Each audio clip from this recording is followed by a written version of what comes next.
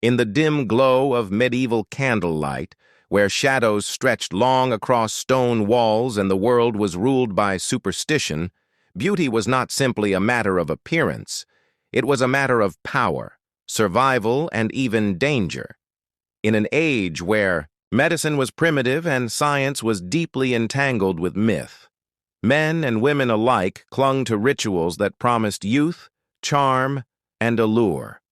What passed for beauty secrets in this world were often shocking, disturbing, and at times deadly. From poisonous cosmetics to bizarre cleansing methods, the lengths to which people went to appear beautiful reveal a haunting truth.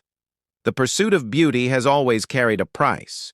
To the medieval mind, pale skin was the ultimate symbol of wealth and nobility. A woman with ivory-like skin was seen as pure, delicate, and high-born, while tanned skin was associated with laborers who toiled in the fields. But achieving this ghostly whiteness was no simple matter, and many women resorted to terrifying practices. One of the most infamous methods was the use of lead-based powders. These powders, ground finely and applied to the face, gave a soft, chalky whiteness that shimmered in candlelight. Queens, noblewomen, and even ordinary townsfolk who could afford it dusted their cheeks and foreheads with this deadly mineral, believing it made them look angelic. Yet what they did not know, or perhaps chose to ignore, was that the same powder that made them beautiful was silently poisoning their skin, their blood, and their minds. Over time, their skin would peel, their teeth would rot, their hair would fall out, and madness would creep into their minds. But in a world where outward beauty was worth more than health, the sacrifice was accepted. To intensify the illusion of youth, women also used mercury-based concoctions. Mercury, believed to cleanse the skin and erase blemishes, was rubbed onto the face in small doses. The immediate effect was a smoother complexion, a temporary glow that made the skin look flawless in flickering torchlight. But beneath the surface, the poison worked relentlessly, corroding organs and shortening lifespans. It is said that some of the most admired ladies of court carried smiles on their lips while death quietly worked its way through their veins. Pursuit of pale skin went even further. Bloodletting, usually performed for supposed medical purposes, was also used as a beauty ritual. Women would allow small amounts of their blood to be drained from their bodies, making their skin appear lighter and more delicate. At times, leeches were used on the skin, placed carefully along the temples or cheeks, sucking away blood to create the illusion of refinement. The sting of the leech was tolerated, even welcomed, for what was seen as the reward of nobility in the mirror. But pale skin alone was not enough. Rosy cheeks were considered a sign of vitality and youth, so once women had drained the color from their faces with powders and poisons, they added it back with mixtures of crushed berries, wine, dregs, or even dangerous substances like cinnabar, a mercury-based mineral. Applied to the cheeks and lips, cinnabar gave a bright red flush, vibrant under candlelight, but it carried the same deadly consequence as the powders: mercury poisoning.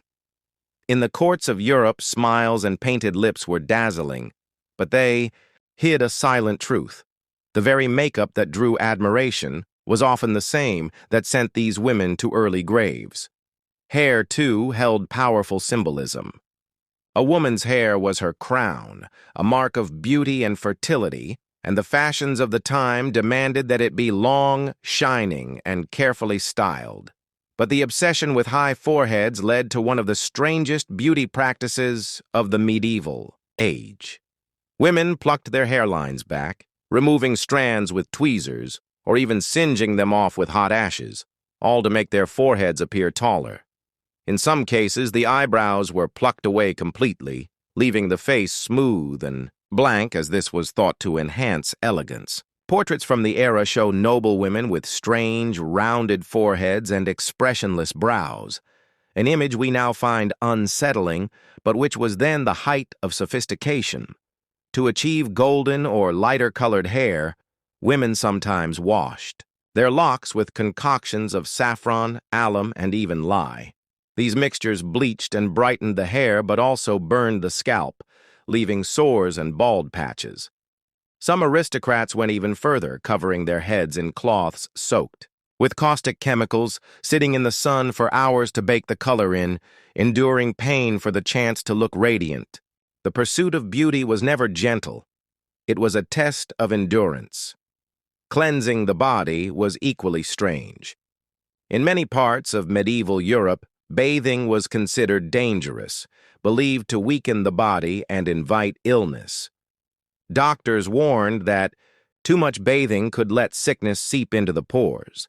Instead, noblemen and women turned to perfumes, oils, and powders to mask the natural odors of life in a world with poor sanitation. Rosewater was sprinkled on the skin, herbs were tucked into garments, and scented gloves were worn to disguise unwashed hands. Behind the elegance of silk and velvet gowns, the reality was often far less fragrant. Some beauty rituals bordered on the grotesque. To remove freckles, spots, or other blemishes, women smeared their skin with mixtures made from pigeon droppings, vinegar, or even crushed insects. The belief in the magical power of nature was so strong that no ingredient was considered too strange or repulsive. Snail slime was applied to the face to soften wrinkles, and pig fat was rubbed into the skin to keep it supple. What might disgust us today was then accepted as part of a noble woman's secret arsenal. Even the eyes were not spared. Bright, sparkling eyes were seen as a sign of health and seduction, so women sought dangerous ways to enhance them. Drops, made from the deadly nightshade plant, also known as belladonna, were dripped into the eyes, dilating the pupils and giving them a dark, glistening allure. But these drops could cause blindness, hallucinations, and death. Still, the fashion endured, for what was the risk of blindness compared to the power of a gaze that could ensnare a king or nobleman? Teeth, too, were a concern.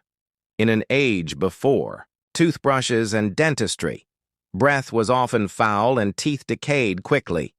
Some women chewed herbs like mint or cloves to freshen their breath, while others rubbed their teeth with cloth dipped in wine or vinegar. For those who could afford it, powders made from crushed bone or oyster shell were used as primitive toothpaste. But the truth remained that few people had perfect teeth, and so a closed smile, with lips painted red, became the more fashionable expression.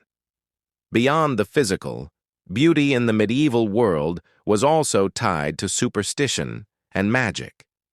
Amulets were worn to protect the skin from blemishes, charms were whispered to maintain youth, and potions were brewed with herbs and animal parts to increase allure. Some women believed that sleeping with slices of raw veal on their faces would keep the skin smooth, while others wore necklaces of dried toads or stones to ward off aging. In a time when science and magic blurred into one, the line between skin care and sorcery was razor thin. For noble women, beauty was more than vanity. It was politics. A queen's face was the image of her dynasty, and a noble woman's appearance could secure marriages, alliances, and power. Courtly beauty was a weapon, sharpened with lead and mercury, polished with perfume, and guarded with charms. Behind every painted face and perfumed gown was a story of sacrifice, suffering, and sometimes slow death. But it wasn't only women who suffered for beauty. Men, too, adopted strange practices to appear strong, youthful, and desirable. Knights and courtiers sometimes painted their beards with dyes to cover the gray, rubbed oils into their skin to soften it, or perfumed their hair and clothing with musk to impress. In some courts, men even applied subtle amounts of powder to their faces, copying the fashions of women, for appearance was as much a currency for men of rank as it was for women. The beauty secrets of the medieval world remind us that humanity has always been willing to endure pain, danger, and even death for the fleeting promise of admiration. Behind the grandeur of castles and the poetry of chivalry lay a hidden world of vanity, where the skin was a battlefield, the hair a canvas, and the body a vessel for experiments both bizarre and lethal. As the medieval world marched on through centuries of superstition and ritual, beauty remained an obsession that shaped lives, dictated fates, and often brought silent suffering. In the courts of Europe, whispers of new remedies and secret concoctions passed from noblewoman to lady-in-waiting, from apothecary to queen, and these secrets were guarded as fiercely as gold. To be admired was not only to be desired, it was to secure one's place in the brutal hierarchy of medieval life. Yet, behind the silken veils and painted smiles, the methods used to preserve this admiration grew stranger and darker with every passing generation. The fascination with skin did not end at powders and paints. Women sought ways to tighten, smooth, and preserve their flesh against the relentless passage of time. One bizarre practice was the application of animal byproducts directly to the skin. Goose fat was massaged into cheeks to soften wrinkles. The yolk of eggs, beaten into a froth, was applied as a kind of primitive face mask, believed to firm the skin and bring a youthful glow. Some recipes even called for the blood of doves, mixed with honey, and smeared across the face at night, to preserve beauty. These potions smelled foul, but in the darkness of candlelit chambers, women endured them in the desperate hope of holding on to their youth. Another shocking ritual was the use of urine as a cleanser. In certain regions, it was believed that the natural ammonia in urine could whiten teeth and brighten skin. Though the thought repels us today, there are records of medieval people gargling with it or rubbing it onto their faces as part of their beauty routine. It was a world where disgust was often set aside in pursuit of vanity. Even more dangerous were the experiments with arsenic. This deadly poison, used in tiny amounts, was applied as a skin treatment to smooth imperfections.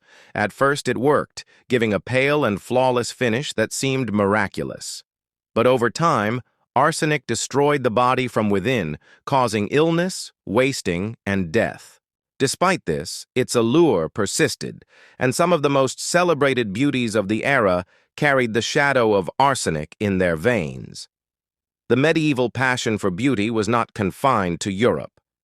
In the Byzantine Empire and across the Islamic world, beauty rituals were also complex and elaborate. Women in wealthy households often bathed in scented oils, scrubbed their skin with sand or pumice to smooth it, and used kohl to darken their eyes.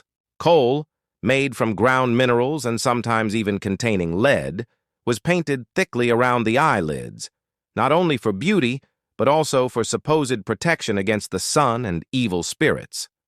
The deep, dark gaze it created was mesmerizing. Yet the substance itself could poison the body over years of use.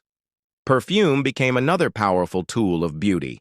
In a world where washing was rare, the ability to smell sweet was a mark of refinement. Perfumed oils of rose, jasmine, and violet were imported at great cost from the East.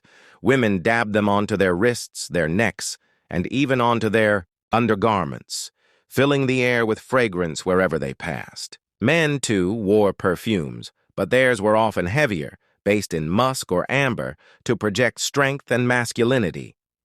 In the medieval court, scent was as much a statement of identity as jewelry or clothing, and those who could not afford perfume used crushed herbs sewn into pouches or tucked into the folds of garments to mask the stench of everyday life.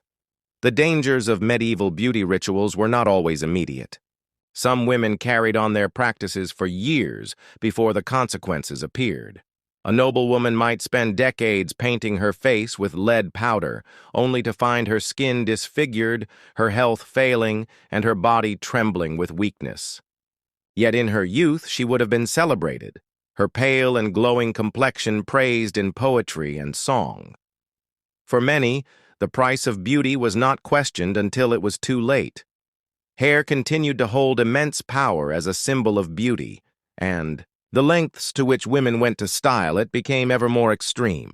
Wigs and hairpieces made from the locks of servants or even corpses were worn by noblewomen who had lost their own hair to the ravages of poisonous treatments.